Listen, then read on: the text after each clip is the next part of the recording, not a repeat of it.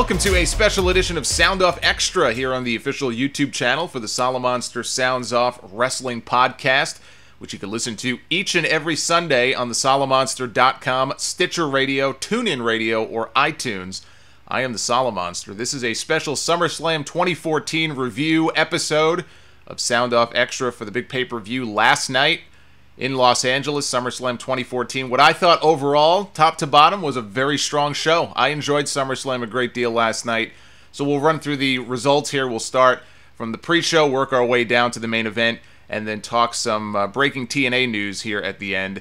First of all, watching this on the WWE Network, I don't know how you guys had your SummerSlam experience go for you. For me, for the most part, it went fine until about midway through the show. All of a sudden, the HD feed turned to like 240p quality, and then it just died. And then it came back, and it died again. And somebody had recommended that if you pause the live feed for about 10 or 15 seconds and then resume, it should be fine. We did that, and it worked perfectly. So maybe going forward, I know a lot of you guys also had issues with the stream, and it didn't matter what device you were using. It was from pretty much all over. So just a recommendation for next time. It worked for me. Pause for 10 seconds and then resume, and hopefully you won't have that problem next time. The kickoff match was Rob Van Dam against Cesaro. This match was added only about a day or two, I think, before the event. Cesaro, yet again, loses a match. I predicted Rob Van Dam would win. He did. The only reason I made that prediction is because Cesaro's been losing all of his matches lately. Rob Van Dam hasn't been faring much better. I call him Job Van Dam of late, but I figured he would go over here, and sure enough, he did. I don't know what to say anymore. I hope they have some grand master plan for Cesaro at some point, because right now it's just an utter and complete waste when you see where he was only 4 months ago, 5 months ago, body slamming Big Show out of the ring in the Andre the Giant Battle Royal. And you know, I was at the Superdome. The place is going nuts. It's like, wow, this guy really is on his way. And it's like he ran out of gas and just crashed and burned into the ground. And I can't figure it out. By the way, the set that they use for SummerSlam, and maybe they've been doing this for a while now. I know the sets for the pay-per-view shows have been pretty basic, but this was just the Raw set. This was the set they use every week for TV, and aside from putting the SummerSlam logo on the screen, it really didn't look any different than your average Raw or SmackDown setup. I would think for a big pay-per-view like SummerSlam, more so than Battleground or Money in the Bank, they would do something or have some kind of addition to it, make it look fancy or nice. But I guess these budget cuts, that's what happens when you got to trim $40 million between now and next year from the budget. Pay-per-view open with Hulk Hogan coming out and shilling the WWE Network for just $9.99. This made no sense to me, because you have to think that most of the people, a large majority, as in like 90% or more, of the people watching this show, maybe not 90%, but a lot of the people watching are already subscribed to the network. They're watching it on the network. Maybe they want people to renew, I guess. It just seemed kind of weird to me that, Hogan was shilling it so hard to people who already have the damn thing. Dolph Ziggler and The Miz opened the show for the Intercontinental Championship. This is a good match. These guys work well together. The part of the match that I really liked was, I think Ziggler had gone for a move. Miz had reversed it into the skull-crushing finale, and I thought for sure that's it. It's over. Miz retains. He was my pick to win, even though I wanted to see Dolph win. Anybody who listens to the podcast knows I'm a big proponent for Dolph Ziggler. I don't quite understand how they've handled him over the last year. Here was a guy who had a lot of momentum and was pretty popular. Whatever you think of him and how high you think he can go, I don't think anybody can deny the fact that the guy has been, he's been down in the ditch now for far too long, and it's about time they did something with the guy, and it looks like maybe, possibly they are, because he actually kicked out of the skull-crushing finale, shocked the hell out of me, and he hit his move, the zigzag, and got the pin. So a big win for him, new Intercontinental Champion Dolph Ziggler. Here's hoping they actually have a plan for him. I don't know that I have a lot of faith if you look at their track record of people who have held the Intercontinental title and the U.S. title, two titles that have never meant less than they do now in this company. It's not good, but hopefully Ziggler can reverse that trend. We had AJ Lee and Paige for the Divas Championship. My Diva stopwatch had this at 4 minutes, 56 seconds, so just shy of 5 minutes, which is actually pretty short for a Divas match on pay-per-view. I liked it, though. I thought this match was a lot better than the last match they had, which I guess would have been at Battleground, I think. And brutal finish. Paige busting out her Rampage move, which is an implant DDT. It looked brutal. It got a great reaction. And it was the finish, and it should have been the finish. There was no way AJ should have kicked out of that. And Paige is now a two-time Divas champion on her 22nd birthday. She wins her second title. It's weird because she's so young, and already she's got 2 Divas titles. It's like at some point, like 5 years from now, 5 years is a long time. And it makes you wonder, like, where is she going to be at that point? Like, how many titles will she have held at that point? What will be left for her to do? And she'll only be 27 years old. That's one of the things when you start to get a big push and you're so young. You hope that you don't flame out after a few years, because she's still going to have, even at that point, you would hope, another 10, 12, 15 years if she wants it. Although, I guess the Divas don't always last as long as the men do. You don't see too many 40-year-old divas out there wrestling, but I thought this was a good match. I see some people who didn't think so. I don't know what they were expecting, maybe a longer match. The thing I like about Paige, first of all, she's so much better as a heel. Infinitely better. Coming out, doing the fake, disingenuous, AJ, I'm your friend shtick. But the thing I like about her is in terms of her offense, and I said this way back when Sheamus first came around. When Sheamus first came up, the one thing I loved about him was he had a lot of different moves. He didn't just rely on 1 or 2 moves. He had a solid 4 or 5 moves that you could believe were his finishing maneuver. He had the Razor's Edge, which I guess they did away with because guys were getting concussed and banging the back of their heads. But he had that. He had the Celtic Cross. He had the Brogue Kick. There was like 1 or 2 other moves that he had as well. White Noise. And I like that. I like it when a wrestler has a lot of different moves in his or her arsenal. It's not just, all right, it's the same 1 or 2 things that they rely on as a finish. I mean, Sheamus now almost exclusively relies on the Brogue Kick, so he's almost regressed, I think, in that way. But Paige has the Paige Turner, which I don't really like. The Rampage, I think, is a much better finish for her. And the PTO, that submission hold, is just fantastic. So I'm liking what they're doing now with Paige. I think she's settled into a good role. I don't know what's up with AJ. I see some reports online that she may be phasing out and phasing down or wants to start a family. I think it may have started with something Jim Ross said on his most recent podcast. I hope not. I like AJ. Hopefully she sticks around. But if not, Paige is not a bad person for them to build that division around. And, you look at people that they're not doing anything with on the roster right now, and it's just criminal. Emma is the first person who comes to mind, in my view. If you saw any of the matches that Paige and Emma, who are best friends, behind the scenes, any of the matches they had back in their NXT days, those 2 women together in the ring can go. I mean, they can go for a good 15, 20 minutes if you give them that long. They don't even need that long. You give them 10 minutes, and, they can have a great match. So if they actually were doing something with Emma and giving her some wins and building her up as a challenger for the championship, down the road, I would love to see a Paige and Emma feud. I would love to see, Paige go up against a whole bunch of different people. So if they build around her, it's not the end of the world. But I guess we'll see what happens with AJ going forward. We had Jack Swagger and Rusev in a flag match. Seemingly WWE has forgotten the rules of the flag match in wrestling. And I said this on the podcast this past weekend on episode 341. On WWE.com early last week, they had the stipulations for the flag match on their own website, and it very clearly stated that in order to win the match, one person would have to climb up in the corner and grab possession of their respective flag. And that's usually how a flag match works. You have a pole in opposing corners. One will have one flag on it, and in the opposing corner, the other flag will be on the pole, and you got to reach up and pull it down.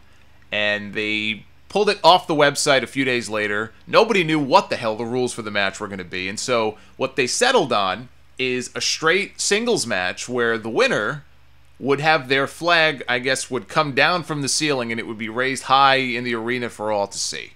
Very lame, very dumb, but that was the stipulation they settled on. I thought Swagger and Rusev had a good match. It was a little boring in parts, but I did like what they did in terms of the finish. I guess they kept Swagger somewhat strong in that he didn't tap out. He passed out in the Accolade. and so Rusev got the win. I don't know that we need to see another match between these guys. Rusev now has won both matches and has looked strong. I thought Rusev, in terms of his selling of the ankle, was actually really good. You know, he went to put the Accolade on Swagger at one point, and he couldn't. He only got half of it on because his ankle was in so much pain. So I like that story that they were telling there. And I like the finish as well, with him kicking Zeb in the head and knocking him down. I've been saying for weeks that to get more heat on Rusev, they should have Zeb take a bump. I thought they would have him put Zeb in the Accolade and you know, protect him in doing so, but put him in the move and kind of stretch him a little bit. Because Zeb's a wrestler. I know he's an old man, but he still wrestles on the independents every now and then. And, you know, he could take a bump or two. He's not going to crumble into a pile of dust. So here he took a super kick, got a lot of boos, got a lot of heat, and Rusev smiled. We don't see him smile very often, so I did like the finish. The match itself was good, but a little slow in parts. Then things picked up with the Lumberjack match, Dean Ambrose and Seth Rollins. We got cheated out of this match at Battleground the month before, the old bait and switch. Here we got the match. It was a Lumberjack match. I was not fond of the stipulation going into this match just because for a blood feud, for a real grudge match like these guys were going into here, you don't think Lumberjack match as the stipulation for a match like that. You think, okay, if Ambrose is concerned that Rollins might run away, you do a cage match. You don't want to do a cage match because you want to have the freedom to let these guys brawl into the crowd? Fine, great. I have no problem with that. Make it a false count anywhere match. Make it a last man standing match. Make it an I quit match. They could have done any number of those stipulations, and it's kind of like Lumberjack match just came out of left field. Now, I guess the story they tried to tell is that a lot of those Lumberjacks are guys who had been terrorized at some point by the Shield over the last 18 months, and so they were just chomping at the bit to be out there and make sure these guys stayed in the ring and just beat the holy hell out of each other. That was a bit of a stretch. I didn't buy it. It turned out to be a really fun match. You know, they made it work with the Lumberjacks, but this should not have been a Lumberjack match. My mind was not swayed by what they did here. In some cases, the Lumberjacks I felt were kind of just in the way. There were some moments here where I wished the Lumberjacks would just disappear and let these guys just go at it. Because that was, to me, those are the best parts of the match. When Ambrose would get his hands on Rollins, whether it was in the crowd or back in the ring at the finish, and they just kind of did their thing. But I guess they just wanted a whole bunch of bodies out there. They did the spot towards the end where it just collapsed into mayhem. All the Lumberjacks got in the ring. A big brawl erupted. It looked like a Royal Rumble in there. And eventually everybody just kind of brawled back out of the ring. I mean, the Lumberjacks were so inconsequential in this match. What a bunch of horrible Lumberjacks, too, by the way. The fact that these guys even spilled out of the ring and into the crowd, it's like, what was the point of even having these guys there in the first place? Although I have to give points to Damian Sandow for dressing up as an actual Lumberjack here. I thought that was just great. But the finish was, Ambrose almost did a Shawn Michaels at WrestleMania 24 deal with Ric Flair when he didn't want to put him down. He said, "I'm sorry, I love you," and then he kicked him in the face. All of a sudden, after weeks of just coming out with these crazy eyes, wanting to just rip Seth Rollins limb from limb. Remember that promo he cut like a month and a half ago after Rollins did the turn, or 2 months ago, when he said, "I'm going to take your nose and put it where your ear is," and he was going to like rearrange his face. And here he was almost showing, I don't know if sympathy is the right word, like he didn't want to do it. He said, he may have even mouthed something to the effect of "I love you" or something like that, and then he gave Rollins his own move. He gave him the curb stomp, had the match won. Kane interfered. That's when things broke down. That allowed Rollins to grab the Money in the Bank briefcase, whack Ambrose in the face with it. He got the pin. That surprised me. Ambrose was my pick here. Ambrose has not really had a big win since he went singles. He's actually lost quite a few matches, which I don't think he should be losing quite that often. So I figured here he gets a big win, and it sets up a rematch at the Night of Champions pay-per-view, and this time you can have the Money in the Bank briefcase on the line, maybe do a ladder match, and, Rollins can win there and can hold on to the briefcase. But I guess, Ambrose is going to be filming a movie soon. I think filming starts at the end of this month, which is coming up in the next 2 weeks. So he may go away for a few weeks. Maybe that's why they figured, you know what, he's going to go away anyway. He's going to be gone for a month or, several weeks. So we can beat him here And when he comes back, he can go nuts and chase after Rollins, and we can pick up with it. Maybe the goal here, if he's back from the filming in time, is to set up a Hell in a Cell between the two of them in October. And that, that right there is what the Hell in a Cell stipulation was made for. I complain a lot about the fact that they even have a Hell in a Cell pay-per-view every year because it forces them to take two guys or have two different matches. I think now it's only one Hell in a Cell match that they do. A few years ago, they had like 3 on the same show. And it's like, oh, it's October, time for Hell in a Cell. And they just take 2 guys or 2 teams and they stick them in there. And there's no backstory. There's no grudge. There's no history. There's no reason for it. At least with these 2 guys, they hate each other's guts. It's a grudge match. It makes sense. Put them in the cell.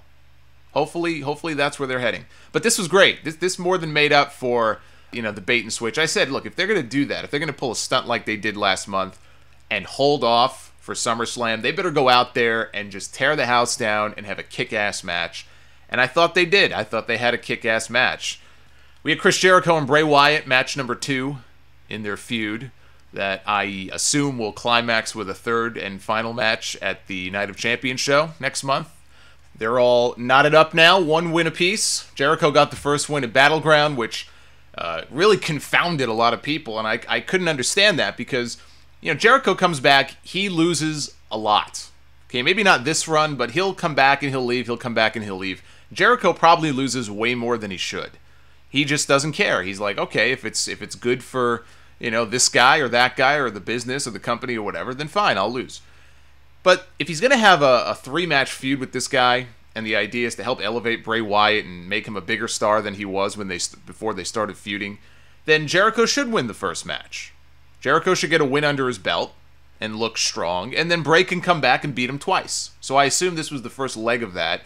Bray got a clean win here. Rowan and Harper banned from ringside, we found out on TV. So it was straight match, 1-on-1. There was no interference. There was no chicanery, foreign objects, anything like that. They had what I thought was a good match, kind of similar to Swagger and Rusev. It wasn't anything that blew me away. I think I saw Jericho on Twitter, retweeting people that were telling him, oh, you had the match of the night. It wasn't anywhere close to match of the night, but it wasn't a bad match. It was probably better. I enjoyed it, I think, more than their Battleground match, which I thought was a little on the dull side. I wouldn't call this dull. It was good, but by no means was it the best match on the show. Bray gave him a Sister Abigail into the barricade on the outside, put him back in, gave him another one in the ring, and pinned him 1, 2, 3. And then he sung a song when the match was over. He serenaded us. Stephanie McMahon and Brie Bella.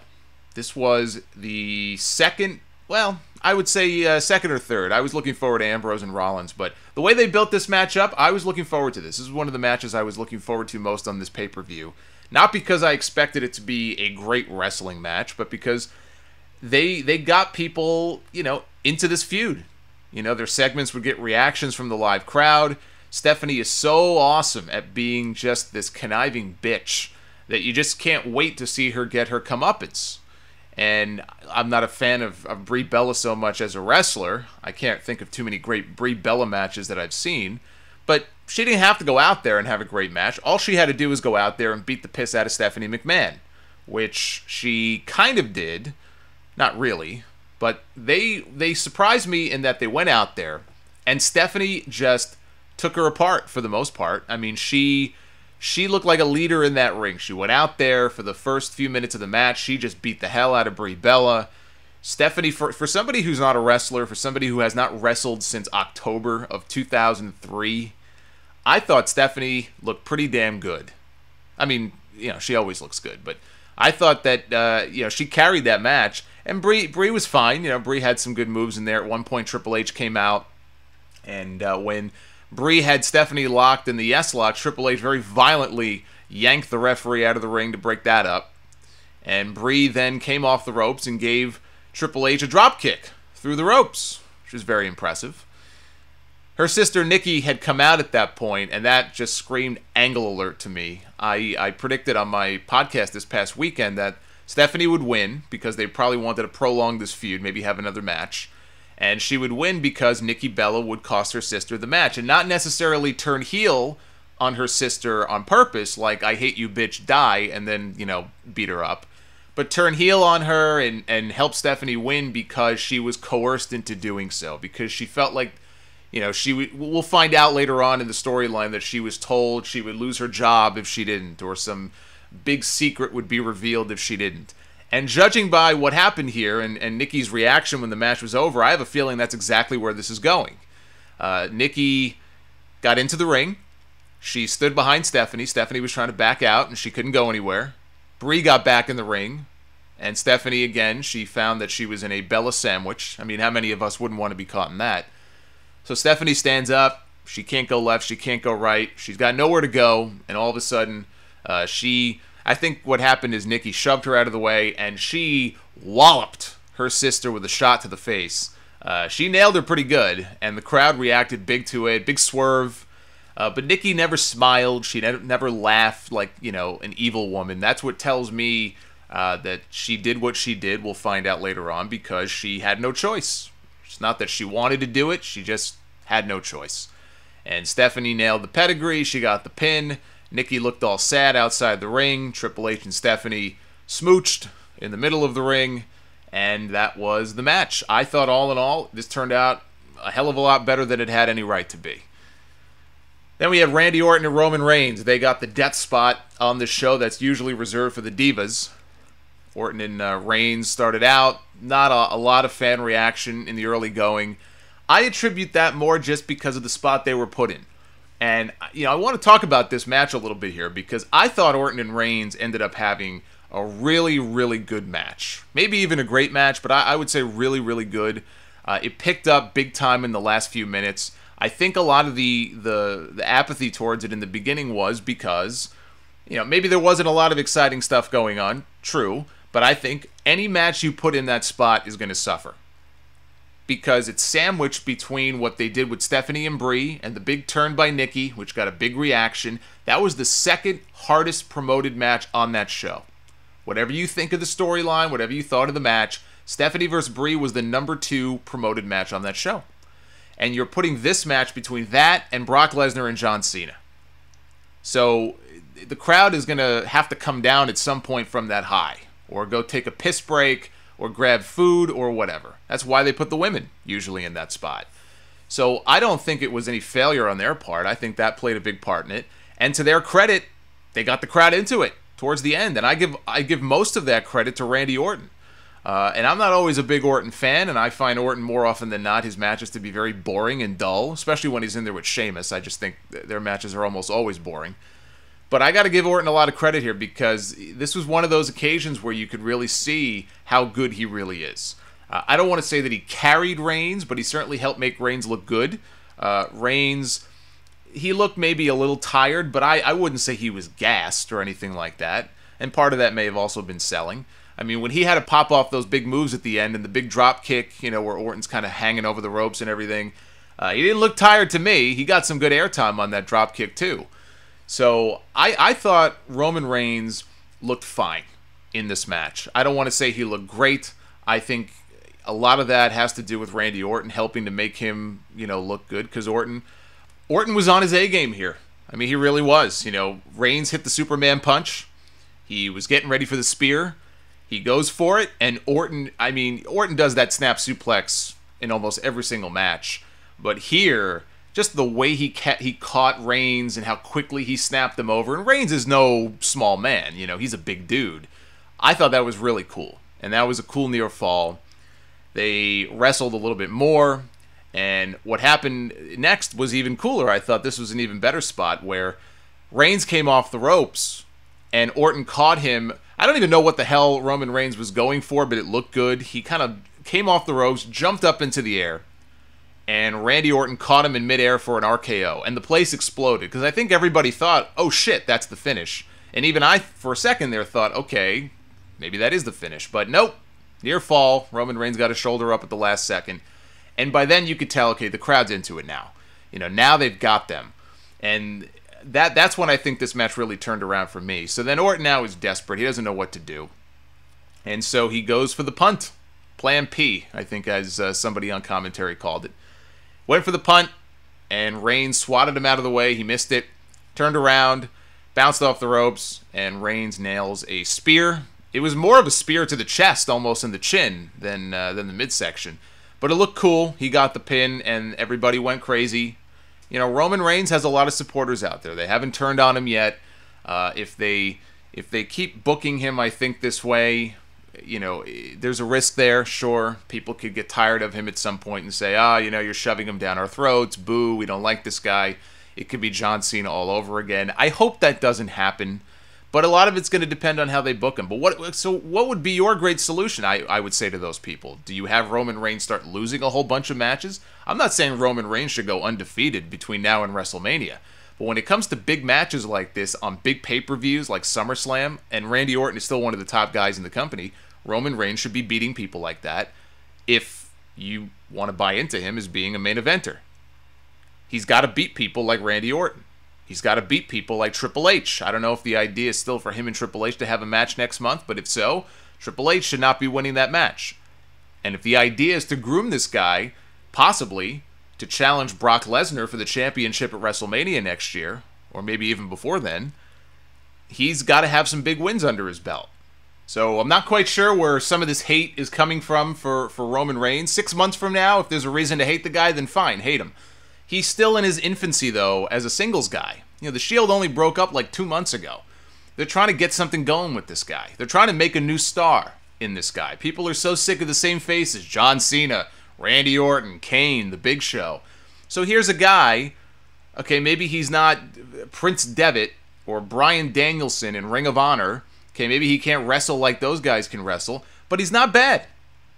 But I think people just love dumping on the guy because that's the fun thing to do. People like that, I think, you can't please them no matter what. No matter what you do, you're never going to please people like that. It's just not going to happen. And the same people will complain, well, Roman Reigns, he only has the same 3 or 4 moves. I've said myself that I think he relies too much on the Superman punch. He uses it way too often. I wish he wouldn't use it as much. He would kind of bust it out just once in a match. Sometimes he'll do it 2 or 3 times if it's like a multiple-man match. That's my only real criticism. That and the fact that sometimes on promos he speaks way too low. Aside from that, I don't see anything wrong with the guy. There's nothing exceptional about him. He's got a great look. He looks like a badass, but there's nothing bad about Roman Reigns. There are plenty of guys that this company has tried to push as the next big thing who weren't even as good as Roman Reigns is. Keep in mind, at one point, the Great Khali was a world heavyweight champion. I'll gladly take Roman Reigns over somebody like the Great Khali. And I don't want to hear this nonsense about how he's only, again, to go back to that point, about how he's only got 3 or 4 moves. It's the 4 moves of doom or the 5 moves of doom.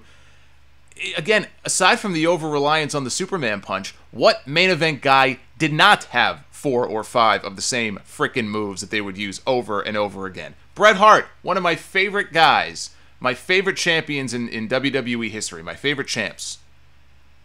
He also had 5 moves of doom. You would reach that point in the match. Side Russian leg sweep. Whoa, there's a near fall. Okay. Up to the second rope. Let's go the forearm. Okay, another near fall. Let's do the backbreaker. Actually, the backbreaker came first. Then the sharpshooter. And every match he would take that bump chest first into the corner turnbuckle. That was a Bret Hart match right there. The rest of the match was Bret Hart selling. That was it. So, Shawn Michaels. Shawn Michaels, sure, much better wrestler than Roman Reigns, much better wrestler than most people. But in a typical Shawn Michaels match, you would see the same spots. Right? He would do the nip up. He would do that deal where he would kind of stomp on your face. Then he would go up to the top rope, do the big elbow smash, sweet chin music, flying forearm off the ropes. That's a Shawn Michaels match. The rest of it was Shawn Michaels selling and taking bumps. So I don't know where this 4 or 5 moves of doom nonsense comes from. Find me a main event guy in WWE history who had 10 fucking moves that he would bust out every match. You won't find too many people like that. So I just think people are reaching for something that isn't there. Just give the guy some time. Let's see what happens. I thought tonight was a step in the right direction. I thought he held his own. They had a really good match, and I enjoyed it. And I don't know how many other people picked up on this, but I noticed it with Ambrose in his match, and I noticed it with Reigns in his match at one point. I think it was right before he did the dropkick on the outside to Orton, doing the The gunshot to the back of the head sign, a la the Bullet Club in New Japan. I thought that was interesting. Which brings us to the main event. John Cena, Brock Lesnar for the WWE World Heavyweight Championship. There was only one outcome that made sense in this match. That was Brock Lesnar beating John Cena and becoming the WWE Champion. Whether he's going to stick around for more pay-per-views, if he's going to do more TVs, I have no idea. I don't know. Maybe he will. I hope he does, because I'd like to see him a little more often. I don't think Brock should be on TV every week. I think he could do a few more pay-per-views. He could do Survivor Series and maybe even one of the B shows. And he doesn't have to be on TV every week. He's got Paul Heyman, who could be his mouthpiece. Let's be honest, most of the time when Brock Lesnar is on Raw, he doesn't do anything. He stands there, he grunts, he smiles, and he looks mean. And Paul Heyman does all the heavy lifting. He does all the talking, and that works. So Brock doesn't have to be there on TV every week. So I'm not worried about that. I see people, what's going to happen now? How can you not have a champion? They'll find a way. Or they'll just completely go out of their minds and they'll have Brock drop the belt back to Cena next month. I don't even want to think about that. Although I have to say I'm a little worried because at the end of the match here when they kept, they mentioned 16 German suplexes and I think the match even went like 16 minutes. Maybe it's all just a coincidence, but it's not lost on me that when John Cena wins one more championship, that will be his 16th title. I just hope that the idea is not to put the belt back on him next month. I hope. But anything can happen, right? They could put the belt back on Cena, Brock can beat the crap out of him after the match in a fit of rage, and then Seth Rollins can come out and cash in his Money in the Bank contract. Anything can happen. On this show, at least, for one night only, WWE got it right. It was Extreme Rules avenged. This match at SummerSlam between Lesnar and Cena, I can't even call it a match, it was more of a demolition. It's a demolition derby, it was a massacre. This is what their first match at Extreme Rules 2 years ago should have been. This is what their match at Extreme Rules 2 years ago kind of was, for the most part, until the finish. Which still boggles my mind. Why Brock Lesnar in his first match back, former UFC champion, if for no other reason, the only reason I can come up with is out of spite, out of a hatred for what that guy put them through. To have him lose his first match back is just one of the all-time dumbest booking moves I think that they've ever made. But they made up for it here on this show. They did the best they could to make up for it. And what they gave us was the kind of match that we've never seen before. Very similar to that first match 2 years ago, in that that was a main event that you just never saw on a WWE pay-per-view. It was so different.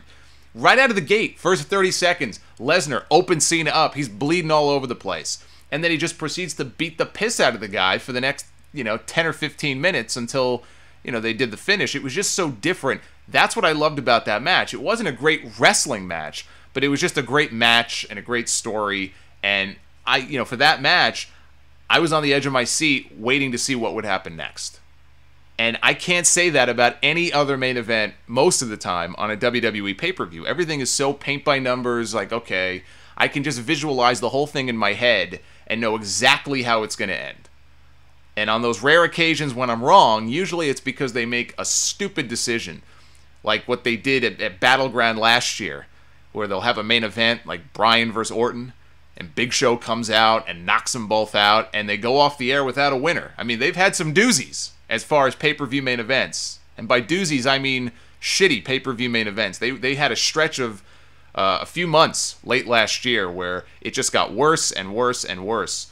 And then they have a match like this, which is everything that it should have been. I mean, I don't think they could have booked this match any better than they did. And it was so great because it was different. It was so unlike any match that you've ever seen. John Cena is the top babyface in the company. He's the number one guy. He's the top star in WWE. And to see him go in there, and for it to be so one-sided, it was a squash match. It's exactly what it was. It was a squash match. Cena got some offense in, very little. In most squash matches that you would see like back in the day on Superstars, let's say, or Wrestling Challenge, even the jobber, he would get some offense in here and there, but then he would get beaten down. That's exactly what this was. The only difference is there was a championship on the line. John Cena was playing the role of Barry Horowitz here on pay-per-view. I never thought I'd see the day. And still, you have people who are complaining. Well, Yeah, the match was boring. He kept doing the same move Brock did over and over again because Brock kept going to the German suplex. Maybe it was in honor of those 4 German commentators at ringside. Why the hell you need 4 German announcers? I have no idea. But they had the German announce team at ringside, so I'm sure they were going nuts. 16 German suplexes he gave this man, including at one point he was doing the rolling Germans that Kurt Angle and Chris Benoit used to do. And I mean, Cena was landing hard on the back of his head, on the back of his neck. Here's a guy who's had neck surgery before, so I'm sure that didn't feel too good. Cena took a beating in this match. He didn't bleed like the first match, but I would not want to be him waking up this morning. Let's just put it that way. And every time Cena would fight back, Brock would just knock him back down. There was a great spot in the match where Brock did the Undertaker zombie sit-up, and then he kind of laughed and almost like he was mocking The Undertaker. I thought that was just freaking fantastic. And Cena had this look on his face like, oh shit, I'm fucked. Like, I don't know what to do here. I don't know what to do with this guy. And it was a clean win for Brock. Out of nowhere, almost. You know, Cena got him in the STF. Finally, he actually locked it in like a real STF. And Brock still managed to find a way out of it. He reversed it. He got Cena up for what was the second FU. He gave him an FU... F5, I should say. He gave him an F5 in the first 20 seconds of the match, and Cena kicked out. This was the second one, and it was the decisive one. Cena did not kick out that second time. Lesnar got the pin. It was very similar to WrestleMania, where they panned to the crowd, and there were a lot of shocked expressions on people's faces, and all the little kids during the match who were annoyingly going, "Let's go, Cena!" All of a sudden, they had nothing to say. Brock Lesnar shut all those little snot-nosed brats up, which just made me love him even more. And we have a new WWE World Heavyweight Champion, and the best part about all this is that The Undertaker's streak at WrestleMania did not end for nothing. They actually kept Brock strong. It made him look even stronger than they did at WrestleMania. I mean, Brock didn't go out there and massacre The Undertaker the way he massacred John Cena. John Cena has never been manhandled in a match the way he was here at SummerSlam.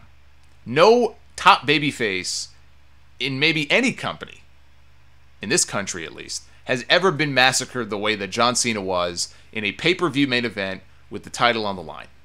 You know, when JBL on commentary said, "I've never seen a champion manhandle like this," he wasn't kidding. Even Michael Cole, shockingly, who always is like singing John Cena's praises. I still remember when Rock beat Cena that first time at WrestleMania in Miami, and I went back and I watched the show when I got home, and I listened to Cole's commentary at the end of that match. And Rock very plainly beat John Cena. I mean, he pinned him 1, 2, 3 in the middle of the ring. And Cole is just like, well, Cena beat himself. This was like a game that, I forgot the analogy. It was like, he gave like a sports analogy, and it came down to like the final inning or the final play, and it could have gone either way. And it's like, no, you douchebag. Like, he lost the match clean, fair and square, 1, 2, 3. It was just their way of trying to get Cole, I guess, to, you know, ease the sting of Cena losing. Like, well, he kind of beat himself more than Rock beat him. It's like, no, you dummy. Cena got beat. Here, there was no way they could have argued anything else. Cole was just like, it wasn't even close. They just came out and said, this guy got his ass kicked, plain and simple. And to the people who thought this match sucked because it was boring, because there was nothing going on, he used the same move over and over again, these people don't get it. They just don't get it. Brock is not here to entertain you. He's here to make you uncomfortable. There were a lot of people watching that match who were very uncomfortable. Some people, like the people I was watching with, were more uncomfortable about the amount of sweat pouring off Brock's body that was quite revolting. But whatever the case, you were uncomfortable if you were watching this match. If you were a John Cena fan, you were very uncomfortable. You feared for this man's life. You know, Brock is a fighter. He's not a wrestler anymore. He's a fighter. Brock Lesnar, the pro wrestler, died in 2004. When he came back in 2012, he was a completely different kind of wrestler. He's a fighter. You know, they call him a beast. It's actually a nickname that fits. The guy is a beast. He goes in there and he beats people up. And he'll use one move. If that move works for him, he'll keep going back to that one move until he beats the guy into submission. And if the slow pace of the match is what bothered you, you went into this expecting the wrong kind of match. Now, did they overdo it on the suplexes? Yeah, maybe. But it was all part of the story. The story they were telling is that John Cena finally hit a wall. That wall is called Brock Lesnar. He met his match. He met somebody that he cannot beat. Even the first match they had, when Brock came back, Cena had to use a foreign object to get the win. He hit Brock in the head with a chain. It's like Brock said on that special that aired on the network last Monday when they were hyping this match. And they asked him, hey, Brock, what happened at Extreme Rules 2 years ago? And Brock, it bleeped it out, obviously, but Brock very nonchalantly said, I don't know what the fuck happened at Extreme Rules. He hit me in the head with a fucking chain. That's what happened. Brock Lesnar, the story here is that John Cena cannot fairly beat Brock Lesnar. He can't do it. No matter what he did, he wouldn't give up, because that's his motto, never give up. Can't have John Cena give up. So he just kept getting up, and every now and then he'd bust out an attitude adjustment, or he'd get him in the FU, or the STF, and it just wouldn't work. Brock would have a counter for it, he would kick out. There was nothing John Cena could do to beat this man. They made it very clear. There was no Paul Heyman interference. There was no interference by the authority. The lights didn't go out. Cena didn't slip on a banana peel. He didn't get hit in the head with a streamer. None of that happened. This was a straight-up loss for John Cena. There was no arm injury. Some people were clinging to that last year when Cena lost to Daniel Bryan. They said, well, it wasn't a clean loss because Cena was selling an arm injury, because he needed surgery on his arm. Even that, I think, is complete bullshit. Daniel Bryan beat John Cena clean last year, too. But if you want to harp on that, then be my guest. Guess what? Here, there was no arm injury. What are you going to harp on now? Well, people are finding things to harp on because that's what they do. Look, I complain about things like a lot of you do, too. But when they do stuff right, I give them credit for it. What they did here was absolutely what they should have done. I thought this match was great. I thought this match was great for what it was. It wasn't great the same way that the Dean Ambrose-Seth Rollins match I thought was great. It wasn't great like some of the other like Punk and Lesnar at SummerSlam last year. As a wrestling match, I thought that was better. But this match was not that same kind of match. CM Punk did not go in there and get massacred by Brock Lesnar. This was a completely different match. This was a different story they were telling. I knew what they were doing. Apparently a lot of people, they didn't know what was going on. So they dump on the match. It was boring. It was this. It was that. All I can tell you people is you were expecting a completely different kind of match than the one that I was and a lot of other people were. And to the people who hate John Cena, just hate him. They hate everything about him. They can't wait to see him just go away and retire and be gone. I see even people like that complaining about the match, about the way that it went down. Are you out of your mind? You got exactly what you wanted here. I don't know what else they could have done to make those people happy. It's just an example that you can't please everybody. I was very pleased. For my $9.99, I got my $9.99's worth last night. And it was a ballsy move from a company that really doesn't take a lot of risks. They really play it safe more often than not. WWE is not a company when it comes to their storylines and their stuff on TV. I mean, they're taking a big risk, business-wise with this network. But in terms of creative, very, very few times do they take big risks. They love to stick to the status quo. Here, they stopped sucking on the teat of John Cena and they went in a different direction with a different guy for the time being. That's something that I can get behind. So I thought this was great. And this will be a match that we're going to remember for a long, long time, I think. And overall, I just thought SummerSlam, you can't say SummerSlam was anything less than good if you have at least two really good to great matches on there. I thought the main event was great for what it was. I thought Orton and Reigns turned out to be a really good match. Stephanie and Brie was good for what it was. Jericho and Wyatt had a good match. Ambrose and Rollins had a great match. And the opener, I thought Miz and Dolph had a good match with a great finish. And a great reaction for him winning the championship. Even Paige and AJ, I thought, had a good match, even though it went barely 5 minutes. I really can't say there was a bad match on the entire show. Everything was at least good, and in some cases, great. How can you dump on a show like that? So I give SummerSlam 2 thumbs up. We also learned that SummerSlam is leaving LA. They've been in LA for the last 5 or 6 years. They're coming back east to the East Coast, New York, New Jersey for SummerSlam next year. I guess because WrestleMania is already going to be on the West Coast in California, so why would you have WrestleMania and SummerSlam in California? It doesn't really make sense. So they're coming back to the East Coast, New York, New Jersey. I don't know exactly what that means. They were showing a lot of different shots and stills in that video package that they showed. They could be bringing SummerSlam to Brooklyn. the brand new Barclays Center. They haven't had a really big pay-per-view there yet. They had the TLC show a couple of years ago, but SummerSlam would be the biggest show yet if they were to bring it there. Maybe the New Jersey component, and I'm just guessing here. I know they did not have fan access this year, I think because of the budget cuts. So they had those panels and the 2K15 stuff. Maybe next year they bring back the fan access events and they have that in Jersey and they have the actual event in New York. Maybe that's the way it's going to work. But they haven't announced, so I don't know for sure. But it's nice to see SummerSlam coming back to my neck of the woods here. Before we end this, I want to also just talk about some TNA stuff that's kind of breaking from yesterday. And this started with a report on PWInsider.com, and now it's kind of spread like wildfire. Backstage at last night's TNA house show in Hagerstown, Maryland, Bully Ray met with the locker room and was saying his goodbyes because he did not expect to be back with the company. He is leaving TNA Wrestling. Apparently his contract is expiring soon, or maybe it just expired recently. But if not, it must be coming due very soon. And it appears that he and TNA have not been able to reach a new deal. Now, this is not new for TNA. TNA has come down to the wire before with people on contract negotiations, and I don't understand for the life of me how they could let that happen. I know now they're having money problems. Who the hell even knows 2 months from now if there'll be a TNA anymore? I think there will be. I still think they re-up with Spike, but that's maybe me being optimistic. But you can go back a year, 2 years. Remember when Bobby Roode's contract came due? How does something like that happen when somebody like Bobby Roode, former world champion, one of the top stars in the company, his contract lapses?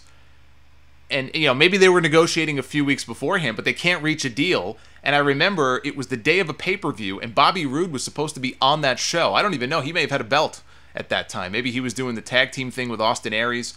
And it came right down to the wire, and they reached a deal, and he flew out for the show. But it's like, how do you even let stuff like that happen? And for every story about Bobby Roode who actually does re-sign, there's 3 or 4 stories of guys who are in a similar situation, and they end up leaving. They just go elsewhere.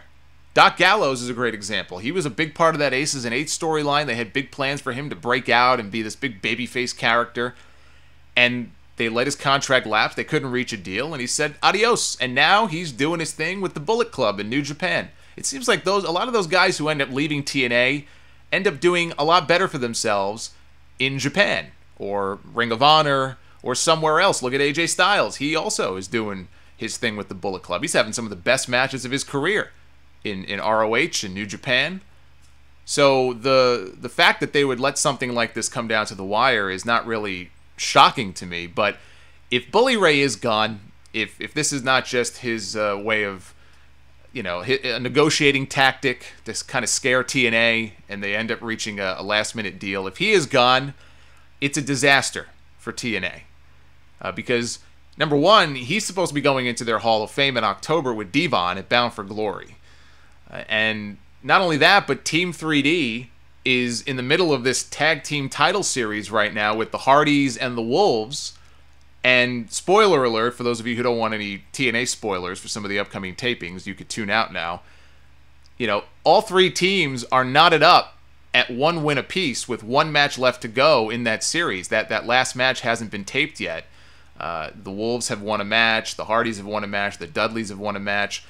The stipulation being that the first team to win 2 matches in the series will become the tag team champions. So they still have a match left to go. Davey Richards, just last week, he broke his leg at a TNA house show.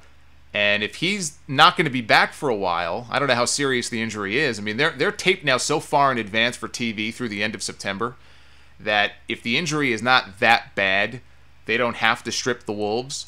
But he broke his leg. He broke his fibula. I would think he's going to be out for at least a few months.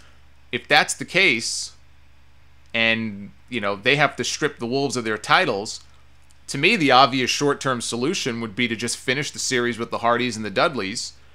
Maybe have the Dudleys win the tag team belt so they can go into the Hall of Fame as the champions, and then have them drop the belts to somebody else right after.